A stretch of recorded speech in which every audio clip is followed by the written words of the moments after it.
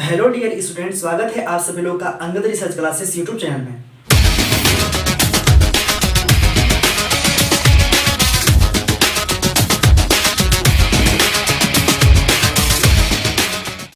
जैसा कि हम सभी लोग जानते हैं कि मेरी सेकेंड लेक्चर है। हमने पिछले लेक्चर में आपको बताया था मापन, फिर भौतिक राशि के प्रकार के बारे में। तो भौतिक राशियां मुख्य रूप से दो वर्गों में वर्गीकृत किया गया है। पहली मात्रकों के आधार पर, दूसरा दिशा एवं परिमाण के आधार पर। तो मात्रकों के आधार पर दो राशियां हैं, एक मूल राशि और व्युत्पन्न राशि, और दिशा एवं परिमाण के आधार पर दो राशियां हैं, एक सदिश राशि और दूसरा अदिश राशि। ठीक है ना। देखिए, आखिर मूल मात्रक किसे कहते हैं? जो मूल मात्रक होता है वो पूर्ण रूप से स्वतंत्र होता है, किसी पर निर्भर नहीं होता है। ठीक है ना। जैसे में लंबाई, समय, ताप आदि जो है ये सब मूल मात्रक है, ये किसी पर निर्भर नहीं रहता। लेकिन व्युत्पन्न राशि किसे कहते हैं? कि ऐसी राशियां जो मूल मात्रकों की सहायता से प्राप्त की जाती है उसे व्युत्पन्न राशियां कहते हैं, उन्हें व्युत्पन्न राशियां कहते हैं। इसके बाद हम दिशा एवं परिमाण के आधार पर हमने वर्गीकृत किया गया था। ठीक है ना। यानी एक अदिश और एक सदिश राशि। ठीक है। तो अदिश राशि वे राशियां होती है जिसमें केवल सिर्फ परिमाण होता है, दिशा नहीं होता है। लेकिन जो सदिश राशि होता है तो ऐसी राशियां होती हैं जिसमें दिशा और परिमाण दोनों होते हैं। ठीक है। तो इतना आपको पता हो गया, तो चलिए आगे समझते हैं। आगे हम आज समझेंगे मात्रक क्या होता है, मात्रक के प्रकार क्या होते हैं, उनके गुण क्या होते हैं, प्रॉपर्टीज क्या होते हैं, उन्हीं सब के विषय में अध्ययन करने की कोशिश करेंगे। ठीक है ना। तो आप लोग हमसे बने रहिए, आप लोग हमसे जुड़े रहिए, और जितना हो सके इन वीडियो को शेयर कीजिए अपने मित्रों को और मेरा सहयोग कीजिए, ताकि हम लोग का फैमिली बहुत ज़्यादा विस्तारपूर्वक बढ़ जाए। और बहुत लोग जुड़े रहेंगे तो हमें भी अच्छा लगेगा, हमें भी प्यार मिलेगा। अगर आप लोग हमें प्यार देना चाहते हैं तो आप लोग इस वीडियो को ज़्यादा से ज़्यादा शेयर कीजिए और कमेंट को प्यार से भर दीजिए। ठीक है ना। चलिए हम समझते हैं। सबसे पहले हमारा मेन पॉइंट है, मुख्य पॉइंट है मात्रक, यानी यूनिट क्या होती है। यूनिट के विषय में समझ लेते हैं। देखिए, हमने आप लोग को ये चीज़ इसलिए यहाँ पर लिख दिया हूँ कि आप लोग को नोट्स बनाने में दिक्कत ना हो। अगर नोट्स नहीं बनाते हैं तो आप लोग बाद में भूल जाएंगे। ठीक है ना। अगर पढ़ भी लेंगे तभी भूल जाएंगे। अगर नोट्स बनाते चलते हैं तो आपके लिए बहुत सही रहेगा और समय भी कम लगे। और ये जानकर मैंने लिखा है कि थोड़ा समय कम लगे, थोड़ा वीडियो थोड़ा छोटा बने। ठीक है ना। इसी सब बात को सोच करके हमने यहाँ पर लिख चुका है। ठीक है। अब आप लोग ध्यान से देखिए, ध्यान से समझिए, मैं आप लोगों को समझा रहा हूँ। देखिए, जो सबसे पहले जो यूनिट है यानी मात्रक, आखिर मात्रक होता क्या है ना। तो देखिए, जो मात्रक है वह एक ऐसी राशि है, मात्रक हमारी एक ऐसी राशि है जिसे मापन के रूप में प्रयोग की जाती है। यानी किसी भी चीज़ की जब मापन करते हैं हम, तो उस समय मात्रक की हमें आवश्यकता पड़ती है। जैसे कहते हैं ना कि 15 kg हमको चाहिए आलू। ठीक है। तो 15 के बाद हमने जो kg लगाया ना, वो हमारा मात्रक हुआ। मान लीजिए कि उस वस्तु की चाल 30 किलोमीटर प्रति घंटा है। 30 किलोमीटर प्रति घंटा यानी कि 1 घंटे में 30 किलोमीटर चल सकता है। जो किलोमीटर प्रति घंटा है ना, वो हमारा मात्रक हुआ ना। यानी कि हम ऐसे कर सकते हैं कि हमारी मात्रक एक वैसी राशि है जिसे मापन के लिए हम प्रयुक्त करते हैं। ठीक है। इसको हम दूसरी भाषा में हम कह सकते हैं कि मात्रक वह मान या राशि या परिमाण है ना। वह मान है या राशि है या परिमाण है जिससे किसी भी दूसरी राशि या परिमाण को व्यक्त करते हैं। ठीक है ना। जिससे किसी भी दूसरी राशि या परिमाण को हम लोग व्यक्त करते हैं, वही हमारा मात्रक कहलाया। ठीक है। अब देखिए, जो मात्रक होता है, हम मापन जब करते हैं तो दो राशि की आवश्यकता पड़ती है। किसी भी भौतिक राशि की मापन करने के लिए दो चीज़ की आवश्यकता पड़ती है, एक आंकिक मान और दूसरा मात्रक की आवश्यकता पड़ती है। ठीक है ना। एक सूत्र देखिए, यहाँ पर हमने लिखा है सूत्र Q = NU। जहाँ पर Q है एक क्वांटिटी है यानी कि राशि, और जो N है वो न्यूमेरिकल वैल्यू है यानी कि आंकिक मान, और जो U है ये हमारी यूनिट है यानी कि इकाई। इससे पता चलता है कि किसी भी क्वांटिटी, किसी भी राशि को मापने के लिए हमें दो चीज़ की आवश्यकता पड़ती है, एक न्यूमेरिकल वैल्यू और दूसरा यूनिट यानी कि आंकिक मान और यूनिट यानी मात्रक की आवश्यकता पड़ती है। ठीक है ना। इतना समझ में आता है। चलिए आगे बढ़ते हैं। मान लीजिए कि किसी भी वस्तु का लंबाई हमारा 15 मीटर है। कितना है? 15 मीटर। जो 15 है ये हमारा आंगिक मान हुआ और जो मीटर है वो मात्रक हुआ। ठीक है। तो इससे हमें सिद्ध होता है, इससे हमें ज्ञात होता है कि किसी भी राशि का जब मापन करते हैं तो दो चीज़ की आवश्यकता पड़ती है, एक आंकिक मान यानी न्यूमेरिकल वैल्यू और सेकंड मात्रक की आवश्यकता पड़ती है ना। चलिए, अच्छा, अब मात्रक तो समझ गए आप लोग। दोस्तों, अब समझते हैं कि मात्रक के गुण क्या क्या होते हैं, प्रॉपर्टीज ऑफ यूनिट्स, यानी कि मात्रकों के गुण के विषय में समझाने की कोशिश कर रहे हैं। आप लोग हमसे जुड़े रहिए। देखिए, जो मात्रक होती हैं, मात्रक पूर्णतया परिभाषित होना चाहिए। पूर्णतया परिभाषित होने का मतलब ये है कि अगर हम अपने घर पे जितना माप कर रहे हैं, सुनिए, जैसे कि मान लीजिए जिस रूम में हम पढ़ा रहे हैं, इस दीवार को जब माप रहे हैं तो लंबाई मान लीजिए 10 मीटर है और चौड़ाई मान लो 15 मीटर है, ठीक है ना। अगर इसी लंबाई चौड़ाई को आप भी मापते हो, ठीक है, तो वही लंबाई 15 मीटर आ रही है, नहीं सॉरी, ये 10 मीटर आ रही है और चौड़ाई 15 मीटर। अगर कहने का मतलब है जितना माप हम कर रहे हैं अगर उतना ही माप आपके द्वारा भी हो जाए ना, तो यानी कि परिभाषित है, यानी कि सत्य होना चाहिए। यदि जो माप हम कर रहे हैं वही माप आप भी करें तो कहेंगे कि ये परिभाषित है, ठीक है ना। और दूसरी जो गुण है आसानी से हम लोग व्यक्त कर सकते हैं ना। इसके बाद तीसरी क्या है कि यह अंतर्राष्ट्रीय स्वीकृति प्राप्त हो। अंतर्राष्ट्रीय स्वीकृति का मतलब क्या है? अब इसका मतलब हुआ कि ऐसे मात्रक जिसको अंतर्राष्ट्रीय की श्रेणी में रखा गया है ना, यानी कि आपके लिए यदि किलोग्राम है तो हमारे लिए भी किलोग्राम है, यानी हर कोई उसी चीज को मान रहा है। मान लीजिए कि 2 किलो चना लेने के लिए गए हैं, जो किलो है ना, जो मात्रक, वो किलो उस दुकानदार के लिए भी सत्य है और हमारे लिए भी सत्य है, जो यानी अंतर्राष्ट्रीय स्वीकृति प्राप्त है कि हम अगर माप रहे हैं तो किलोग्राम ही होना चाहिए। अगर केजी में माप रहे हो तो किलो में हम तोल रहे हैं तो उसको किलोग्राम नहीं होना चाहिए। आपके लिए भी किलोग्राम, इसके लिए भी किलोग्राम, ठीक है ना। चलिए, और सभी जगह समान हो, यानी एक और गुण है इसका कि सभी जगह इससे समान हो, यानी कि जो हमारे लिए है वो भी आपके लिए है। यानी कि अगर कमरे की लंबाई मैं मापता हूँ 15 मीटर, तो अगर आप भी मापेंगे तो 15 मीटर ही होगा, ठीक है ना। यानी मीटर हम मेरे ओर से भी है, आपके ओर से भी, यानी सबके लिए सेम टू सेम, ये कहने का मतलब है। ये हमारी ये सब गुण है। पहली गुण देखिए कि मात्रा पूर्णतया परिभाषित होना चाहिए। दूसरी गुण की आसानी से व्यक्त किया जा सके। तीसरी गुण की अंतर्राष्ट्रीय स्वीकृति प्राप्त हो। चौथी गुण की हर जगह समान होती है।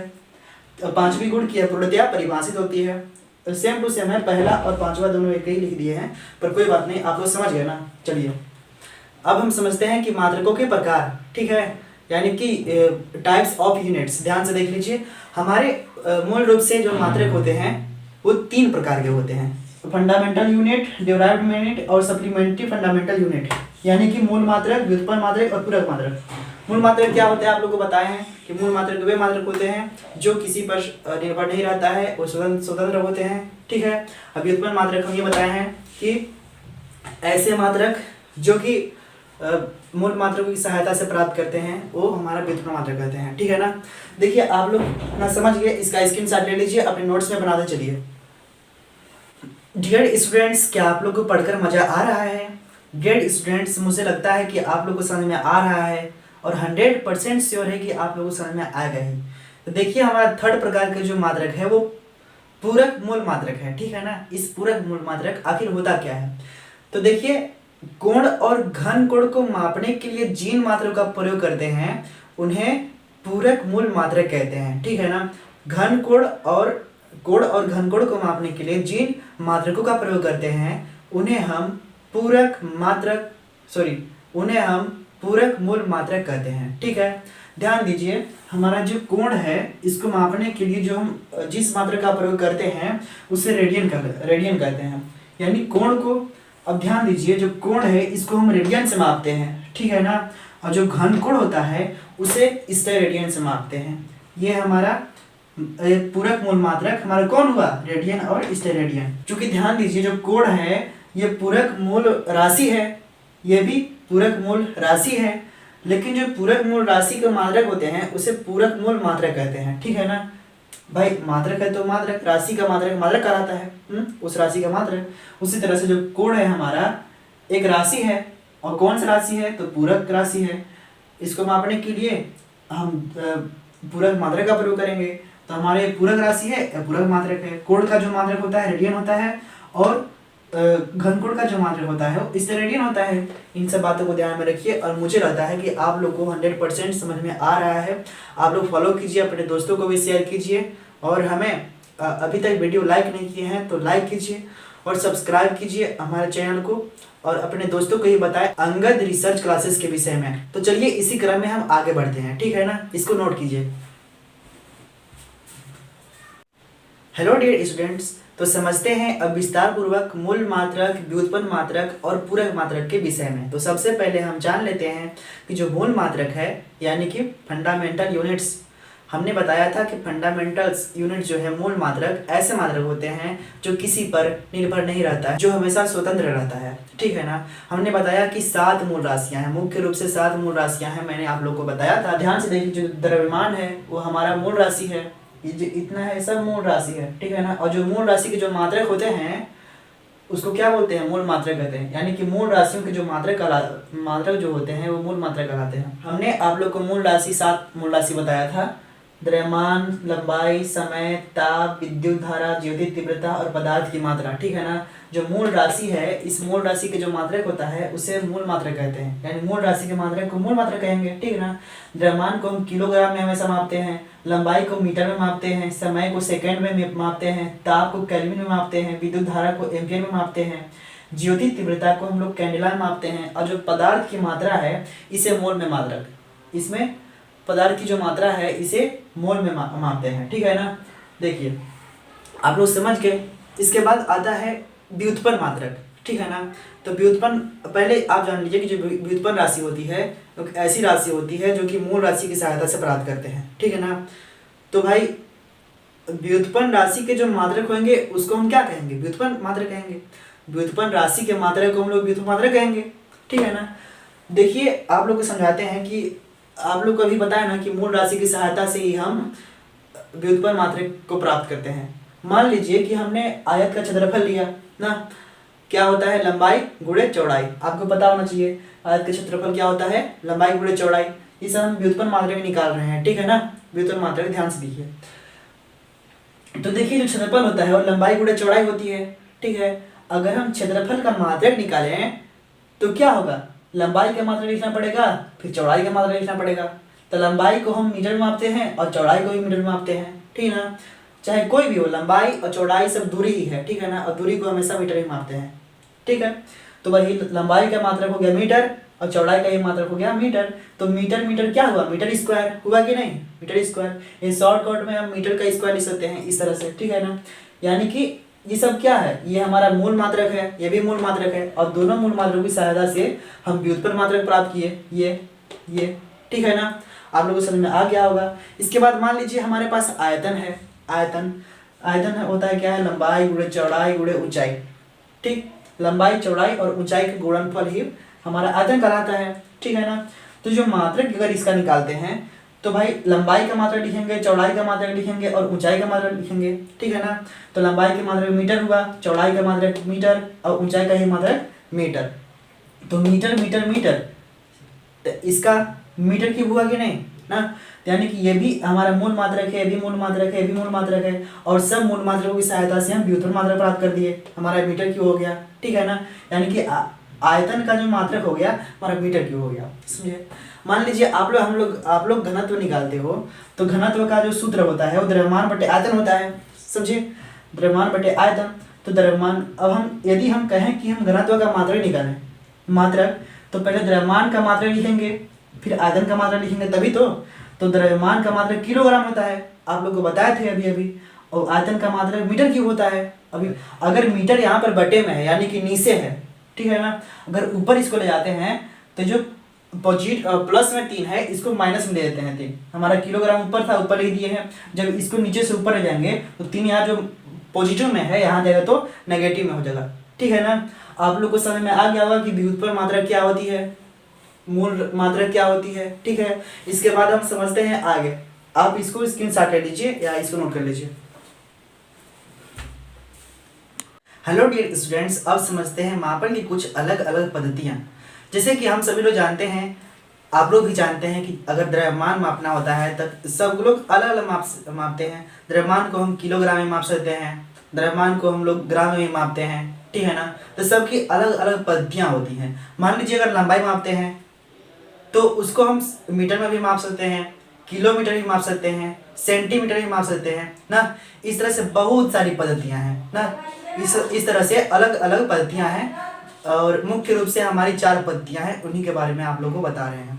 जो प्रथम पद्धति है हमारा वो सीजीएस पद्धति है। इसके अंतर्गत सेंटीमीटर, ग्राम और सेकेंड पद्धति इसको भी बोल सकते हैं, ठीक है ना। जो पद्धति है इसको हम लोग सेंटीमीटर, ग्राम और सेकेंड पद्धति भी बोलते हैं, जो सीजीएल पद्धति है इसके अंतर्गत लंबाई को हम सेंटीमीटर में मापते हैं, द्रव्यमान को ग्राम में मापते हैं और समय को सेकंड में मापते हैं।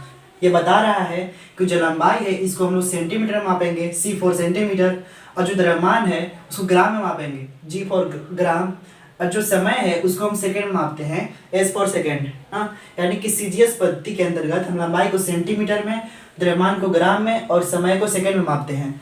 और इसको हम सेंटीमीटर ग्राम सेकंड पद्धति के भी नाम से जानते हैं। इसके बाद आते हैं MKS पद्धति। MKS पद्धति में वही जो लंबाई होता है इसको मीटर में मापते हैं, M फॉर मीटर, जो द्रव्यमान होता है इसको किलोग्राम में मापते हैं, K फॉर किलोग्राम, और जो समय होता है उसको सेकंड में मापते हैं, S फॉर सेकंड। यानी कि MKS पद्धति के द्वारा लंबाई को मीटर में, द्रव्यमान को किलोग्राम में और समय को सेकंड में मापा जाता है। ठीक है ना। इसे हम लोग मीटर, किलोग्राम और सेकंड पद्धति भी कहते हैं, मीटर, किलोग्राम, सेकंड पद्धति के भी नाम से जानते हैं। ठीक है। अब आगे समझते हैं FPS पद्धति। जो यह पद्धति है इसमें हम लंबाई को फुट में मापते हैं, समझिए, और जो द्रव्यमान है इसको पाउंड में मापते हैं, जो समय है इसको सेकंड में मापते हैं। ठीक है ना। यानी कि FPS जो पद्धति है इसको हम फुट, पाउंड, सेकंड पद्धति के नाम से भी जानते हैं। ठीक है। इसके बाद आता है हमारा मुख्य जो SI पद्धति। ठीक है ना। ये हमारा जो पद्धति है MKS पद्धति का संशोधित रूप है। SI पद्धति हमारे MKS पद्धति का संशोधित रूप है। ठीक है ना। इसमें जो हमारी भौतिक राशि है, मूल भौतिक राशि जो ताप होता है इसको हम केल्विन मापते हैं, ज्योति तीव्रता को कैंडेला मापते हैं, और पदार्थ की आणविक मात्रा जो होता है उसको मोल में मापते हैं, और जो विद्युत धारा होता है इसको एम्पियर में मापते हैं। ठीक है ना। जो कोण है इसको रेडियन में, और जो घन कोण है इसको स्टेरेडियन में मापते हैं। ठीक है। तो इस तरह से मापन करने की 4 अलग अलग हमारा विधि, अलग अलग पद्धति हैं, जो सीजीएल पद्धति, MKS पद्धति, FPS पद्धति और SI पद्धति। ठीक है। तो मैं आशा करता हूँ कि आप लोग को समझ में आ गया होगा। अगर मेरी वीडियो आप सभी को पसंद आता है तो लाइक कीजिए, कमेंट के साथ शेयर अपने दोस्तों को कीजिए, और Angad research classes YouTube channel के विषय में अपने दोस्तों को भी, मित्रों को, सगे संबंधियों को भी बताएं। धन्यवाद। मिलते हैं अगले लेक्चर में।